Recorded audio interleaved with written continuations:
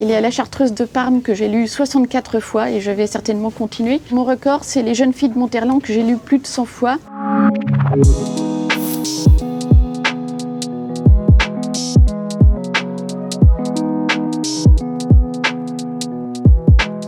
Ah, alors ici on a sans doute ce qui est mon texte préféré de Marguerite Yourcenar, qui est un écrivain que je vénère. C'est un écrivain qui a changé ma vie. Je l'ai découverte quand j'étais adolescente. L'idée de devenir adulte, et à plus forte raison l'idée de devenir une femme adulte, me paraissait une impasse, mais totale. Et puis j'ai découvert Marguerite Yourcenar, et je me suis dit, donc on peut être une femme adulte et être parfaitement admirable, puisqu'il existe une femme qui s'appelle Marguerite Yourcenar. Le premier coup ne fit qu'emporter une partie du visage, ce qui m'empêcha toujours de savoir quelle expression Sophie eût adoptée dans la mort. Au second coup, tout fut accompli. J'ai pensé d'abord qu'en me demandant de remplir cet office, elle avait cru me donner une dernière preuve d'amour, et la plus définitive de toutes.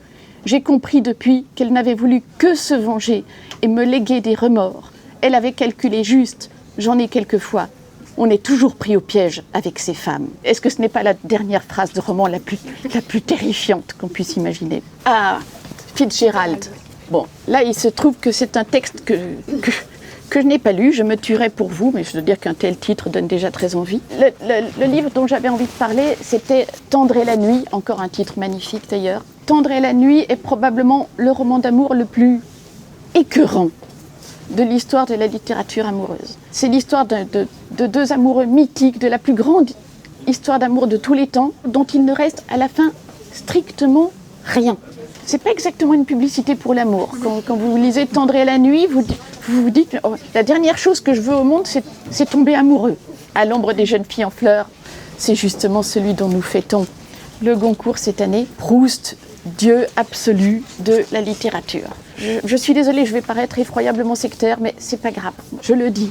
Si on n'aime pas Proust, c'est probablement qu'on n'aime pas la littérature. Si on veut dire la recherche, il faut être prêt à y passer au moins un an. Si vous n'êtes pas prêt à passer un an avec Proust, mais en effet ne le lisez pas, et si vous n'êtes pas prêt à le lire, eh bien je regrette, vous vous privez vraiment de quelque chose d'immense. Voilà probablement le livre qui a le plus compté dans l'histoire de ma vie. Lettre à un jeune poète de Rainer Maria Rilke. Quel est l'argument de Lettre à un jeune poète? C'est qu'un jeune poète écrit à Rilke en lui envoyant ses vers, en disant « Maître, que pensez-vous de mes poèmes? Pensez-vous que j'ai du talent? Pensez-vous que je doive continuer ?» Et Rilke lui fait une réponse absolument sublime. Il lui dit « Jeune homme, en vérité, ce que j'en pense n'a aucun intérêt.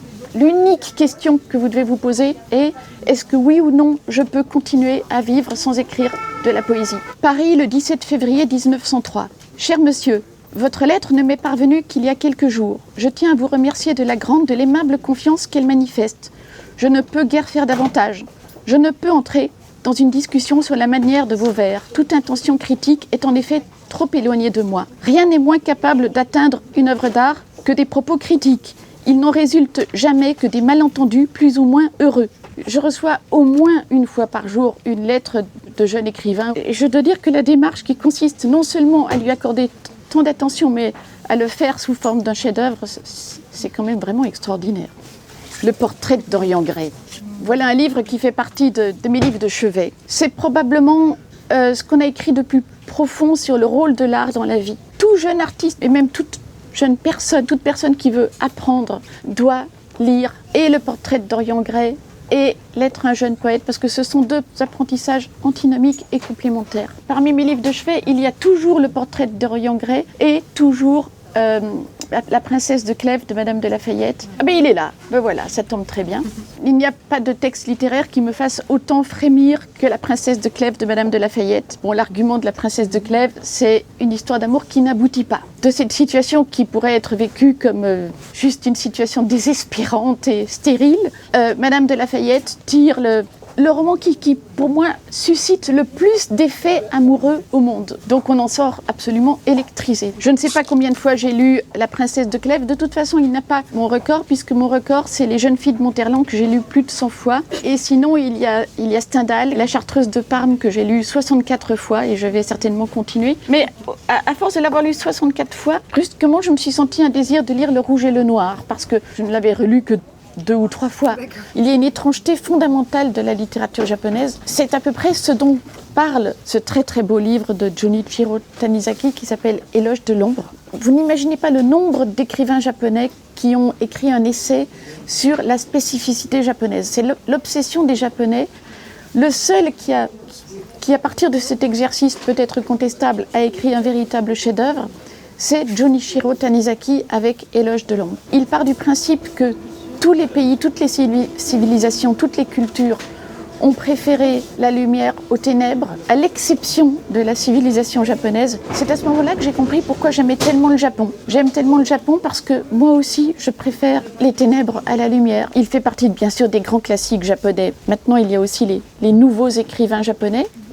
Et là, j'ai choisi évidemment Haruki Murakami, qui est probablement l'écrivain japonais vivant dont on parle le plus, et tout à fait à raison. Kafka sur le rivage, qui est mon livre préféré de Murakami, c'est un chef-d'œuvre, mais je ne pourrais vraiment pas vous dire pourquoi.